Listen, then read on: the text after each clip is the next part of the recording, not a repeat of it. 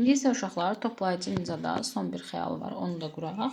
D F-dən kiçikdir. Yəni cisim linza ilə fokus nöqtəsi arasında yerləşir. Toplayıcı linzamız.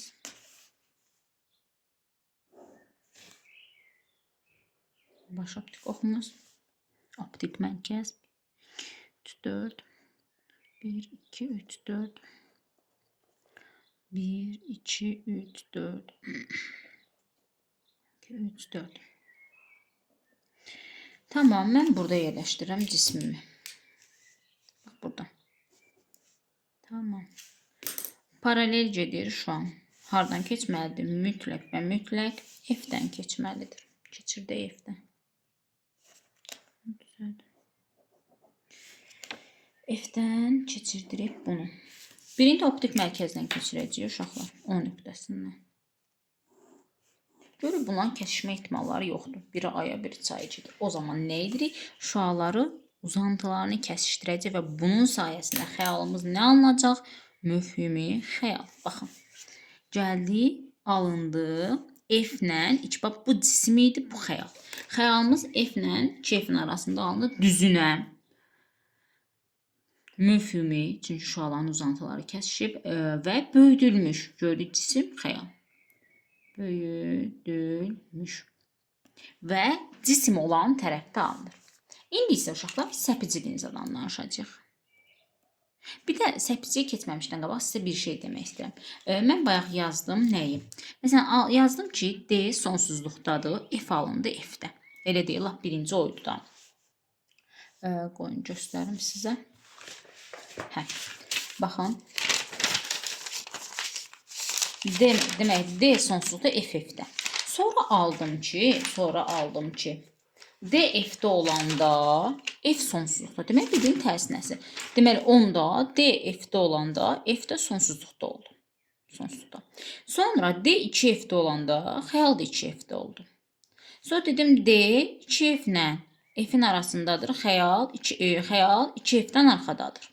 Sonra cisim 2F-dən arxadadırsa, xəyal F-lə 2F-in arasında. Yəni, düzdür, çəkərək yadda saxlayırsınız, amma şifahi olaraq da bu şəkildə yadda saxlaya bilərsiniz. İndi gəlir səpici linzada xəyal qurmaq. Gəlin onu çəkək. Səpici linzada ümumiyyətlə bir cür xəyal alınır zaten.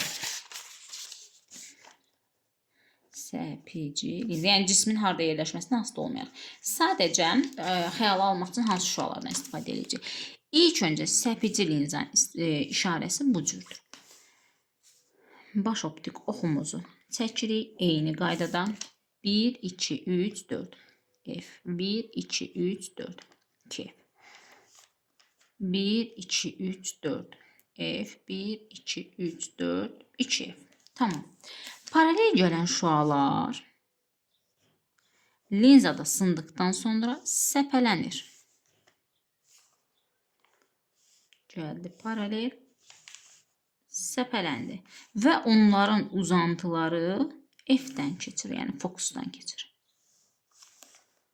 Məsələn, toplayıcıda özləri keçirdi. Amma burada isə uzantılar, ona görə səpici linzada bir cür xəyal və həmişə möfhümüdür. Bir də bu şəkildə var, bunun tərsinəsi deyək.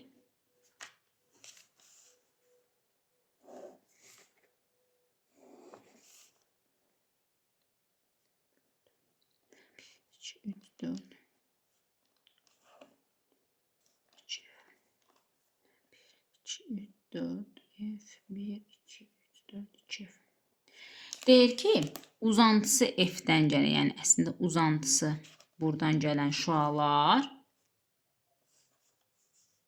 belə deyək də, linzada sındıq, səpici linzada, biraz bunu düz çəkək, səpici linzada sındıqdan sonra, baş optik oxa paralel gedir. Bunu da buradan da göstərə bilərik. Uzantısı F-dən gedən şüadan söhbət gedir. Bunlar baş optik oxa sındıqdan sonra linzadan baş optik oxa paralel olaraq gedir. Amma uzantıları F-dən keçir. Və bir dənə də sonuncu nə idi? Optik mərkəzdən keçən istiqamətini dəyişmədən elə yoluna davam edir. Yəni, əgər O nöqtəsindən gəlirsə, elə istiqamətdə bu cür olur. İndi gəlin səpici linzada bir xəyalımız var da, onu çəkək.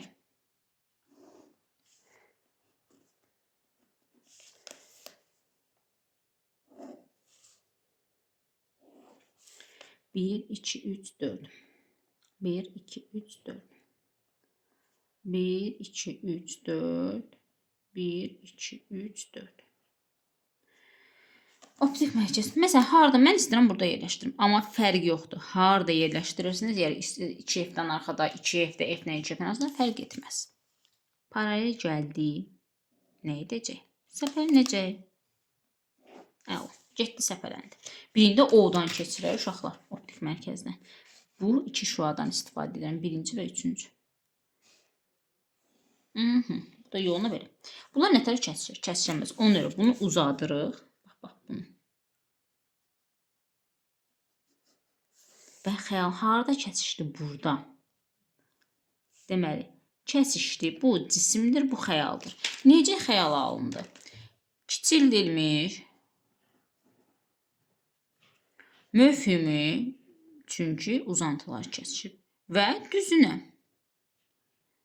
Deməli, uşaqlar, bu da oldu. Yəni, harada yerləşdirsək, yoxlaya da bilərsiniz ki, səpicimizə də xəyalımız bu şəkildə alınacaqdır.